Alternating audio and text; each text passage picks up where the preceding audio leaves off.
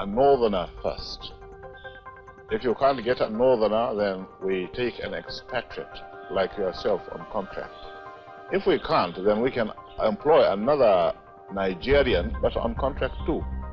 This is going to be permanent, I should say. On a quiet January night, Nigeria's most powerful leader was shot dead beside his wife, not on a battlefield, but in his own home. And with that final bullet, Nigeria would never be the same again. But what if I told you, this wasn't just another military coup?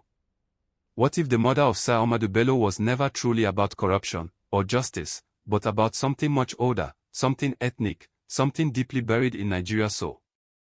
By the time the Sardona fell, so did a fragile dream, a united Nigeria. Because if you're wondering how we got from independence hope to civil war horror in less than a decade, or why ethnic politics still strangle our democracy today, then this story is the missing key. In the months leading to his assassination, Nigeria wasn't just unstable, it was boiling. The West was burning in political violence. Elections were rigged. Ethnic groups were suspicious of one another. The army, once neutral, grew restless. And right in the middle of it all stood one man, Sir Ahmadu Bello. Revered in the north. Resented in the south. Uncompromising, powerful, and marked for death. Today, we go beyond the history books. To uncover the coup behind the coup. The prophetic warnings that were ignored. And the haunting question that still echoes today, was this the day Nigeria truly died? They said it was to save Nigeria from corruption. But why were only the northern leaders killed, while the coup plotters' own tribesmen were spared? These are part of the questions asked during and after the death of Sir Ahmadu Bello and others. By 1966, Nigeria was a ticking time bomb. Just 6 years after independence, its young democracy had already fractured along deep ethnic and regional lines. The North stood behind the NPC, the East rallied around the NCNC, and the West was drowning in action group chaos and betrayal. Kindly stick around to know what was the main reason to eliminate the Sardona of Sokoto by the so-called army loyalists. But before we proceed, tell us, how did this story touch you? Were you told about the January 1966 coup from your parents, your textbooks, or from silence? Do you remember how it felt to hear that Nigeria's most powerful leaders were gunned down in one night, or the fear that followed? Some say it was justice. Others say it was a tribal ambush dressed as reform. But whatever you were told, you need to ask, was it the beginning of a better Nigeria, or the end of the one we were supposed to become? If this video has stirred something in you, memories, anger, or even confusion, make sure you subscribe, because tomorrow, we go even deeper. By early 1966, Nigeria, barely 6 years after independence, was in deep turmoil. The country operated a parliamentary system fractured along regional and ethnic lines. The Northern People's Congress, NPC, held sway in the north, the National Council of Nigerian Citizens, NCNC, in the east, and the Action Group, AG, in the west. Tensions exploded in the west following internal AG power struggles, giving rise to the infamous Operation Wetie, a wave of arson, political assassinations, and violence that crippled governance and exposed the fragility of the system. To worsen matters, the 1964 federal elections and the 1965 Western Region elections were marred by massive rigging, deepening distrust across Nigeria's major ethnic groups, Hausa-Fulani, Igbo, and Yoruba.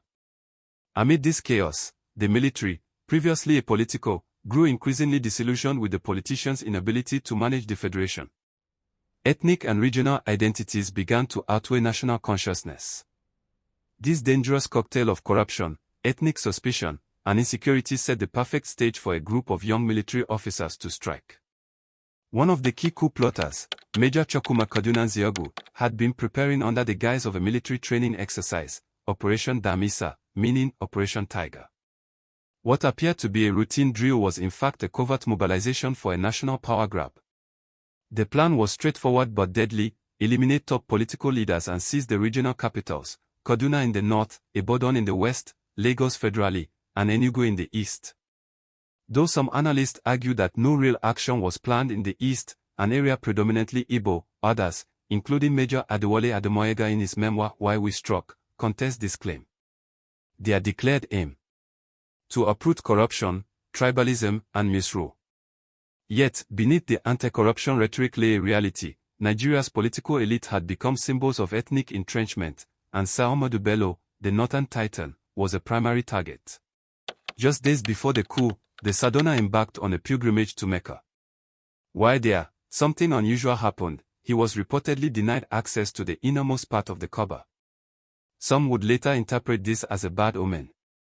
Yet, the premier returned in high spirits, unaware of the storm building back home. On January 14, 1966, just a day before the coup, Ahmadu Bello received word that his western counterpart, Chief Samuel Ladoke Akintala, planned to visit him in Kaduna. The visit puzzled him. Was it merely a solar courtesy call? Or was something more pressing at stake? That day, after a phone conversation with Prime Minister Tafawa Balewa, Sardauna asked his personal secretary, Idris Díed, to reconcile debts owed to stores such as Kingsway and Bison. This was typical of the Sardauna, meticulous about responsibilities. At noon, he toured his new office accompanied by Díed and ADC Aliyu Kangiwa. Satisfied with renovations, he returned home, still expecting Akintala. When Akintala eventually arrived, accompanied by Deputy Premier Chief Remi Fonikeod and other senior officials, the mood was tense. At Katuna House, which was to become Sardauna's new official residence, Akintala dropped a bombshell. He had come to warn the premier of an imminent army coup.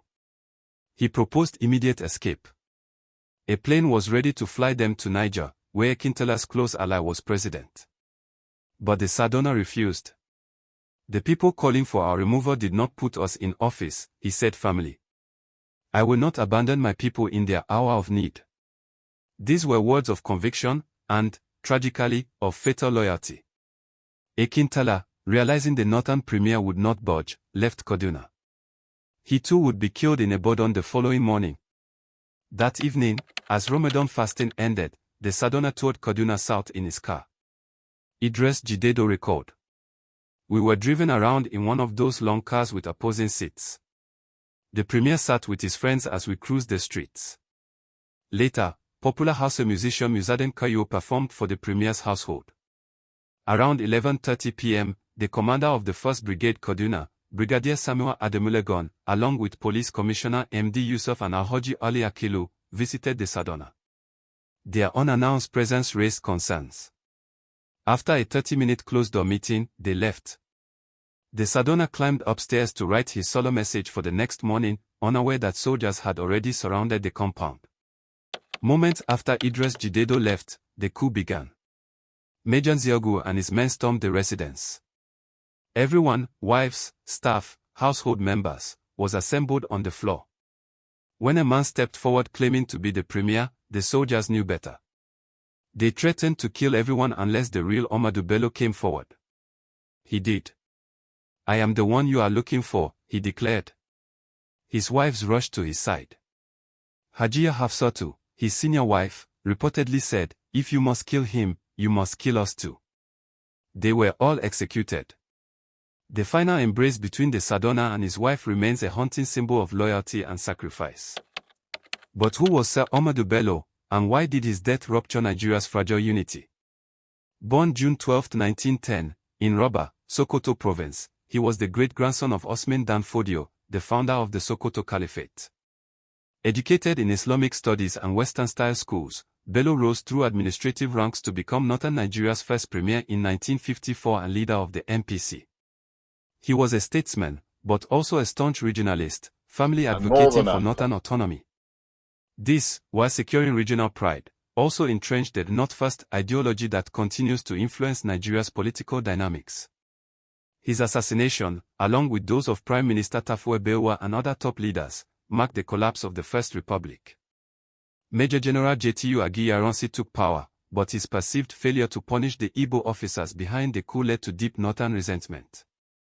It sparked anti-Igbo pogroms and retaliations that culminated in the Nigerian Civil War, 1967 to 1970. Sir Ahmadu Bello's death wasn't just a political event, it was a fracture in the soul of Nigeria. It highlighted the danger of ethnicized politics, where national unity is sacrificed for regional dominance. Today, the lessons still resonate. Leadership in Nigeria remains trapped in the ethnic question. Nation building continues to falter under the weight of identity politics. The events of January 1966 remain a warning, when leadership is rooted in ethnicity, peace becomes fragile. January 15, 1966, was not just a coup. It was a national shattering, the day Nigeria's founding dream died with bullets, blood, and betrayal. We began this journey in the fragile years of independence, a time when the promise of unity stood on shaky legs. We walked through the riots, the rigging, the resentment. We watched a country built by compromise implode under suspicion. And then we stood in the quiet darkness of Kaduna, as Ahmadu Bello, the most powerful man in northern Nigeria, chose to die with dignity rather than run from duty. But what did his death really mean? Was it the price of patriotism in a land choking on tribalism? Or was it the beginning of a dark tradition, where politics becomes war and opponents become targets? If the coup was about corruption, why were only certain regions soaked in blood? If it was about reform, why did it leave a deeper wound, one that led to pogroms, secession, and civil war? If leadership meant service, why has it so often been reduced to tribal survival? And perhaps the most chilling question, did Nigeria ever truly recover from that night, or have we simply learned to live with its ghost? Ahmadu Bello was many things, respected, controversial, uncompromising. But his death marked the loss of something larger, a fragile attempt at unity, shattered by young men with guns and ancient grudges. From that moment on, power in Nigeria would be hunted, hoarded, and feared, not shared. And the lesson? When ethnicity becomes the gateway to power, the nation becomes a battlefield. Many today still debate the morality of the 1966 coup. Some call it a necessary purge. Others, a genocidal betrayal. But either way, Nigeria has never been the same.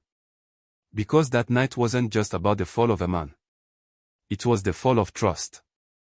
History isn't just about remembering the past. It's about warning the future. So, we must ask, what kind of Nigeria are we building now? One of justice, or just more revenge in prettier clothes?